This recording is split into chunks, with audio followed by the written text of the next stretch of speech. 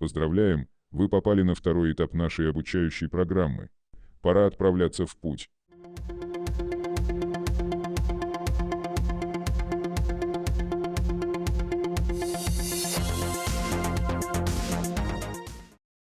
Звуковой эффект – искусственно созданный или усиленный звук, применяемый для подчеркивания художественного или иного содержания в кино, видеоиграх, музыке или других медиа. Аудиоэффекты – это программные или аппаратные устройства, которые вмешиваются во входной аудиосигнал, чтобы повлиять на выходной звуковой сигнал. В физике аудиоэффект изменяет звуковые волны, когда применяется к инструменту или вообще к любому звуковому сигналу. Они представляют собой один из самых важных студийных инструментов. В этом уроке мы познакомимся с популярными звуковыми эффектами и подробно рассмотрим некоторые из них. Те или иные эффекты получают в основном 4 способами: с использованием задержки, изменением амплитуд, изменением частотных составляющих и фильтрацией. Существуют временные аудиоэффекты, реверберация, задержка и эхо, модуляционные аудиоэффекты, хорус, тремоло, фленджер и фазер, спектральные аудиоэффекты, панорамирование и эквализация, динамические аудиоэффекты, сжатие и искажение. Рассмотрим самые популярные звуковые эффекты. Эхо – это один или несколько задержанных сигналов, которые добавляются к оригинальному. Чтобы эффект воспринимался как эхо, задержка должна быть порядка 50 миллисекунд или более. Реверберация – это процесс постепенного уменьшения интенсивности звука при его многократных отражениях.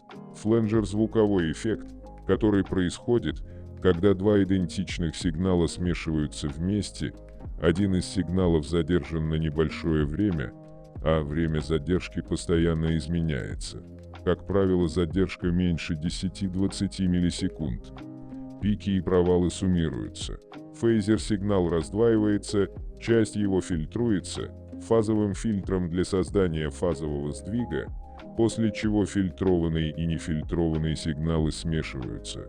В одном потоке меняется фаза, но не изменяется частота, что приводит к погашению сигналов, находящихся в противофазе.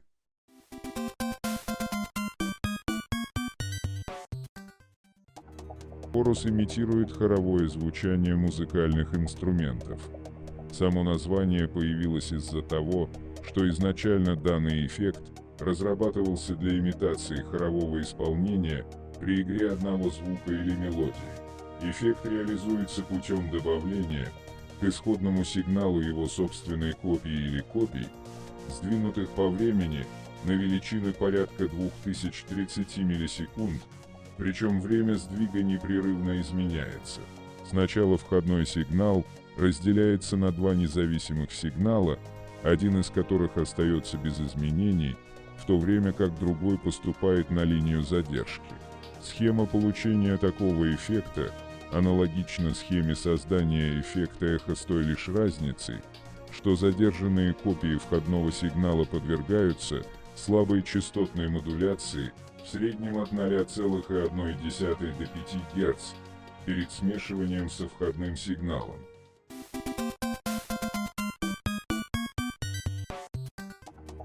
Октавер добавляет к сигналу его копию на октаву, или две ниже, или выше основного тона.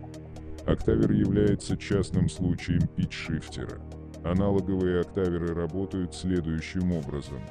Сигнал на октаву выше исходного создается при помощи диодного моста или другого выпрямителя тока, инвертирующего одну полуволну сигнала. Сигнал на октаву ниже создается преобразованием в меандр соответствующей частоты, после чего частоту меандра уже можно легко поделить в нужное число раз в цифровом виде. Звук на выходе при этом получается жужжащий и электронный. При использовании октавера создается впечатление, что вместо одного инструмента играют два в разных октавах. В некоторых примочках имеется возможность добавлять два дополнительных тона одновременно, один на октаву ниже основного, другой на 2 октавы ниже основного. При этом каждый из них можно регулировать по громкости, смешивая в желаемой пропорции.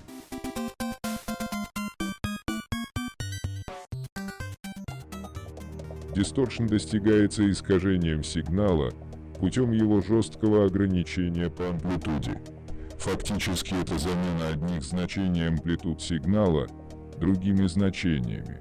Наиболее часто применяется в таких музыкальных жанрах, как хард-рок, металл и панк-рок в сочетании с электрогитарой, а также в хардкор-техно и особенно в спидкоре и брейкоре с драм-машиной.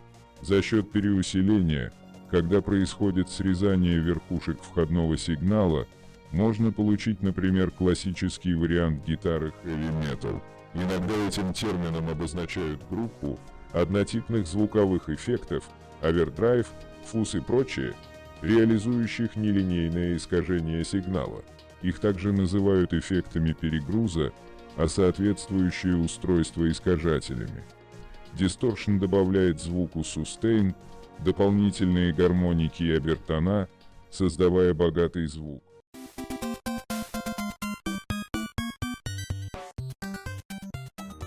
Дилей имитирует четкие затухающие повторы исходного сигнала.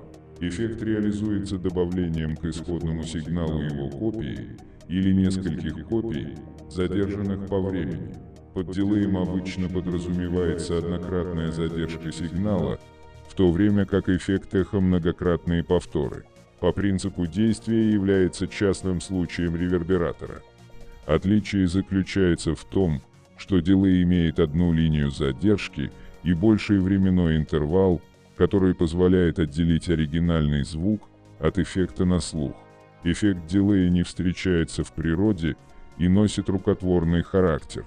Применяется чаще в случаях, когда моносигнал требуется преобразовать в нечто вроде псевдостерео. Если моносигнал подать в оба канала стереофонической акустической системы, то путем некоторой задержки сигнала в одном из каналов можно добиться получения стереоэффекта. Если же в оба канала сигнал приходит одновременно, то слушателю будет казаться, что источник звука расположен посередине. Меняя задержку сигнала в одном из каналов, можно получить эффект перемещения источника звука по стереопанораме. Аудиоэффекты должны быть в числе ваших основных студийных инструментов. Чем больше вы узнаете о них и углубите свое понимание, тем шире будут ваши музыкальные перспективы. Иногда простой продакшн с правильными аудиоэффектами может создать гениальную музыку, а сложный продакшн с неправильными аудиоэффектами может быть неприятным. Поэтому не стесняйтесь, погружайтесь глубже в эти темы, и однажды вы найдете свое звучание. Поздравляем! Вы успешно прошли очередной этап обучения. Не останавливайтесь на достигнутом и продолжайте свой путь.